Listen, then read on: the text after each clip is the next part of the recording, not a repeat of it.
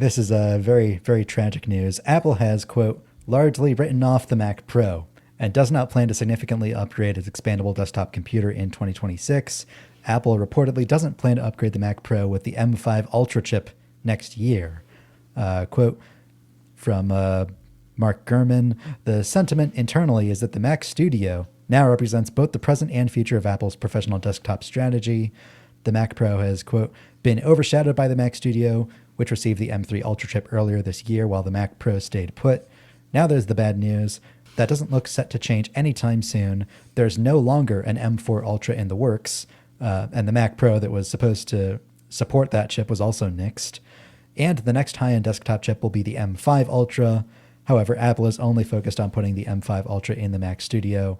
This suggests the Mac Pro won't be updated in 2026 in a significant way. So another year where it'll only exist on the M2, which is depressing. I could not give a fig, but as Ed Hardy wrote about, one of our writers wrote about this earlier this year and this week, and he said that, that the only advantage that the Mac Pro has over the Mac Studio is that it has 4 internal slots, right? Mm-hmm. Which you can maybe put in some more storage into it, but you can't expand the RAM.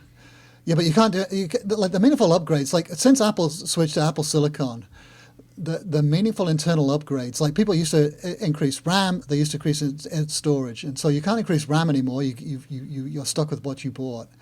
And GPUs, people used to expand GPUs, but you can't do that with Apple Silicon either. Right, but they had the eGPU, didn't they? The external one that no one ever bought or used. And then Thunderbolt is fast enough now to make external storage almost as good as internal storage, correct? So there's almost no... It's a product that has aged out, isn't it? I mean, you don't need this internal expandability anymore.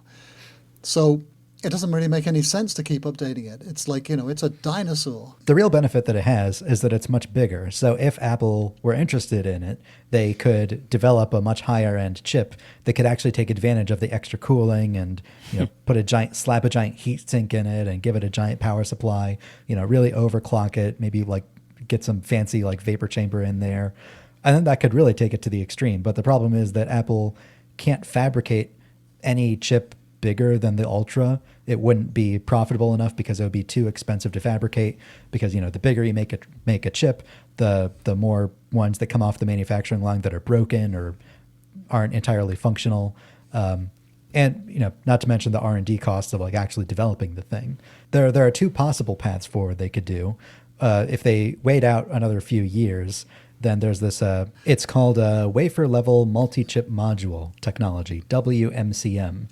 Basically, how Apple currently can stick 2 Max chips together to make an Ultra chip, it's basically that on a smaller level, where at some point they'll be able to manufacture tiny little segments of modular CPU segments or modular GPU segments, and so it would be easier for them to build an M7 Extreme chip that would have double the size of an M7 Ultra chip, because they could just piece together as many GPU segments as they want or as many CPU segments as they want. And then they could make that really big bespoke chip without expending as much money, without it being ludicrously expensive.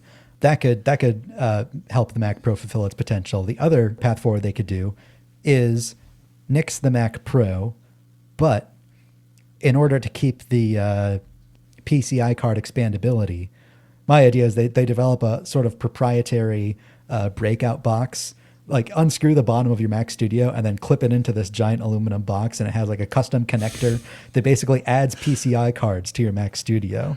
And I think we found the next CEO of Apple. Tim Cook, here's your replacement.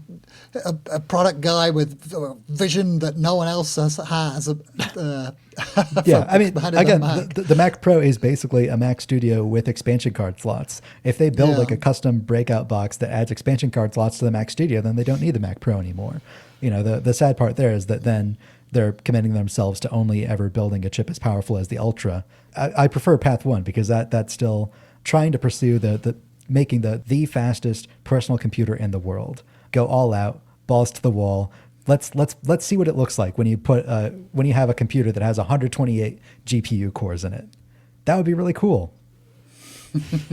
Well, the custom chip sounds very exciting, but this, of course, is a kind of a return. This reminds me of Steve Jobs. Like he was vehemently opposed to putting expansion slots in the early Macs because adding hardware added that extra layer of complexity, and it made it much more unstable. It was a cause of crashes, and he wanted to keep that control over the internal components. Steve Wozniak, I think, was the one who was pushing for the expandability in like the Apple II, or I can't remember what the machine was.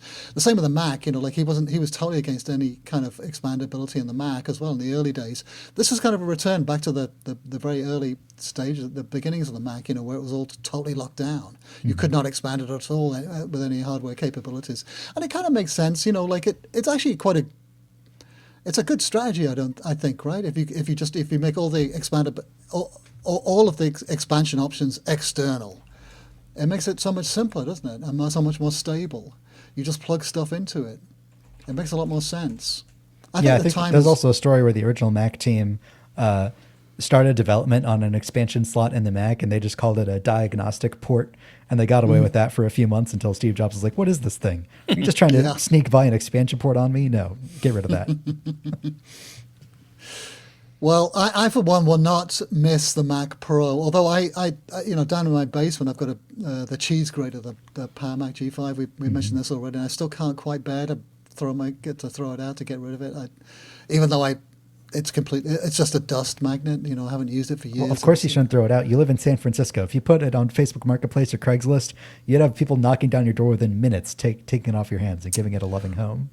I am a little skeptical about that, but I should definitely give it a try. I mean, it's got to be better than recycling it, take it down to Recology and seeing it go in the landfill. Yeah, it's a huge tragedy. Any listeners, if you live in San Francisco and you would like Leander's Power Mac G5, send us a text using the link in the show notes. Not a bad idea. I've got a bunch of old broken MacBooks too. You can answer I've got a whole old iPods, old iPhones, some old iPhones. There's a whole bunch of electronic waste in my e-waste, No, they're collectibles. Collectibles, Leander. Signed by Leander Caney. Yeah, if anyone's interested, you come on over. I'll give you the whole lot. If you take it off my hands. Some of them work. Yeah. I think the Mac Pro still works. Sorry, the Power Mac. I'm pretty sure it still works. Wait, take it over to Lewis's and he can use it to heat his house. That's right. Good point. There's your furnace replacement there, Lewis. Probably not as efficient as a heat pump. Well, let's do a poll today. If anyone's going to miss the Mac Pro, maybe we'll put that in the newsletter. It's definitely the end of an era anyway, so it's kind of sad. Of course, you can't spend... How much do the wheels cost? $700? Do you think anyone ever bought those? And what would they use them for? Are you going to ride around on it like a skateboard? Stephen Hackett bought the wheels while he briefly had a Mac Pro. And what for? What did he use it for? Putting wheels on it. Right. Well, anyway, yeah, RIP Mac Pro.